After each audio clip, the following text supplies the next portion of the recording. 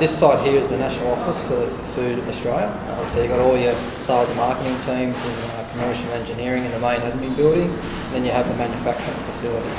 So there's an R&D research lab and we have the plant itself. We're on about 65 acres of land here in the Central Coast. So one of the important parts for Mars is the sustainability program. So we have a sustainable energy generation target. And one of the things for the Wyong site is all the water treatment process.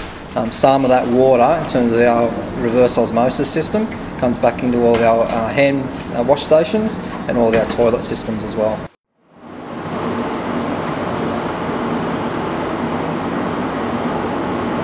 There's sort of, I guess, two parts to our facility. There's a process end and a fill pack end. So today I'll show you particularly some of the lines.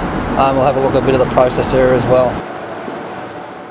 So this is our raw materials awning or area. So this is where we bring all of our raw materials into the site. So typically we bring a truck in with raw materials across from our warehouse over the road, or there might be some direct to site deliveries.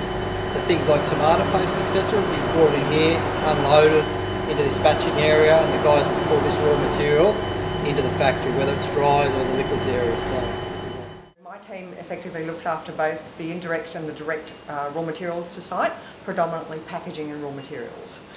So we deal directly with the farmers and directly with the manufacturers of our glass and our plastics. We tend to try and buy Australian where possible.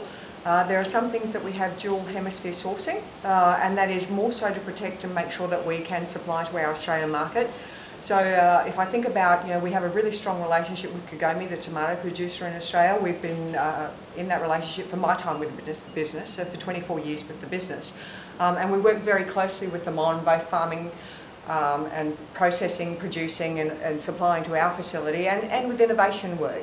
But there have been times in the Australian season where we've produced no product, so we've had to go overseas to buy product. Tomatoes are certainly the most important raw material ingredient that comes into the facility, but we work closely with respect to our tomato farmers. We have obviously Australian sugar, zucchini, capsicum, onions, carrots. We deal with a whole lot of farmers both directly and indirectly through other processes.